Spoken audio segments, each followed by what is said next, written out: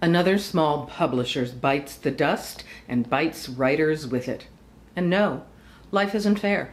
Hello and welcome back to my writing journey. I'm Ellen Byram, a mystery writer who also authors thrillers, children's books, short stories, and plays. I've always been a writer. I was a reporter for many years in Washington, D.C., the home of many heroes and villains. And it's fall, so yes, I have decorated.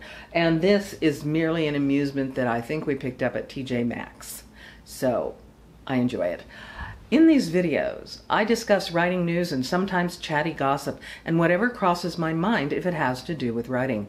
If you like that kind of thing, please subscribe to my channel and hit the bell to make sure you're notified of all the videos. When you're a writer or a publisher today, the publishing sands are constantly shifting under your feet, and it plays havoc with trying to figure out a way forward in a crazy world. Life isn't fair, as I said. It never was, and it never will be. Especially for writers. Some roar to the top of the lists with their books and leave us wondering, why? Why that book? Is it talent? Is it marketing? Is it zeitgeist? Other people simply feed their dream and make it to one of the bottom rungs of the author ladder, and that's enough. At the same time, the market is increasingly flooded with books from new publishers, old publishers, and independent writers. And this is at a time when people aren't reading as much as they once did. There are too many distractions with computers and television and daily life. In the past few weeks, there has been some news about another small publisher that has gone out of business and left a number of writers high and dry. On the positive side, the writers are supposed to get their rights back. I guess we'll have to see about that. On September 16th, Publishers Weekly reported, quote, "After hearing from dozens of authors about the poor business practices of TouchPoint Press, the Authors Guild said Friday it has reached a deal with TouchPoint founder Sherry Williams, under which Williams agreed to pay authors overdue royalties and revert rights back to any author who has not yet received them. In addition, according to Authors Guild CEO Mary Rassenberger, Williams agreed to close the press, which bills itself as a traditional royalty-paying publisher of adult and children's books. The royalty-paying part has been in dispute. Rassenberger said that over the last 2 years, 35 to 40 authors have contacted the Guild, the Authors Guild, with concerns about TouchPoint's failure to fulfill its contractual obligations, and that, as of press time, there were 26 open cases. That would be in mid-September. Complaints about TouchPoint had been logged since 2015, according to PW, and it presented a litany of woes, including that some writers never received royalties. They believed they were lied to and cheated out of money due them. There were delays and excuses.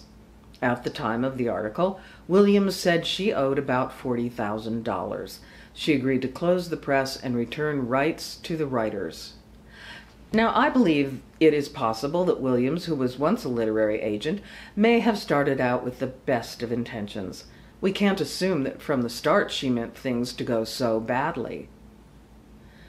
A small independent publisher may start out with high hopes and then realize they haven't enough backing, enough money, the right connections, or enough expertise. How do you market 25, 30, or 40 books at a time? How do you distribute books? Do you have enough staff? It would be a massive job, a high ambition, but publishers like TouchPoint have failed. What is a writer to do at this time? It's hard to say, because optimism and the thought that finally you have an offer is very tempting. Someone believes in your promise and will do all the work. However, you might as well independently publish on your own. You're betting that these small publishers can deliver your book to the market better than you can. Some of these publishers are ebook first with no promise of putting those books between covers. If they do, they may offer print on demand. What are the economics? What is the royalty split that you're supposed to get? You should balance that against what you could make by going independent. On most ebooks, Amazon will pay you 70% of your sales over costs. Of course, writers are shy and the idea of hawking our books is uncomfortable.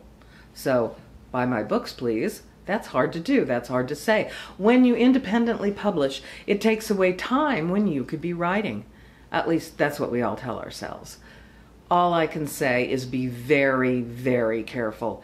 Research the publisher and check websites like Writers Beware, which has some great and scary articles about pitfalls and publishers out there.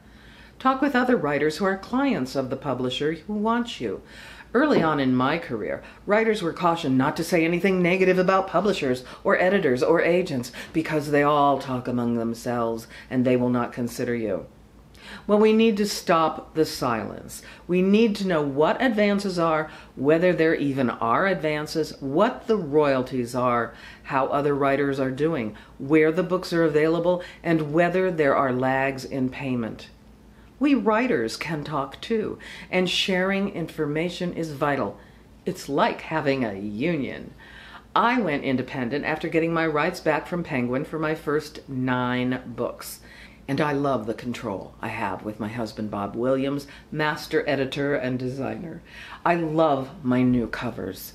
I also love the fact that I can break away from novels if I want and work on plays and not adhere to an arbitrary imposed deadline where they don't get back to you for a year, a whole year, and then they want to hustle you into rewrites in a week. I wish other writers the best of luck. One more thing. We are looking at a presidential election in mere weeks, one that could change our lives, whoops, for the better or the worse. The Heritage Foundation's Project 2025 would be the worst. It threatens the very fabric of our democracy. The backers of 2025 want to strip us, particularly women, of our rights. So please check your registration to make sure you are on the voting rolls and that you can vote. Yes, in addition to president, senator, and representatives, there may be a lot of questions and candidates on which you may decide. That is the right and privilege of democracy. We have received our 2024 state ballot information booklet, including a proposition on mountain and bobcat hunting. Who knew? One on whether to increase funding of law enforcement, one on veterinary care. Vote. Just vote.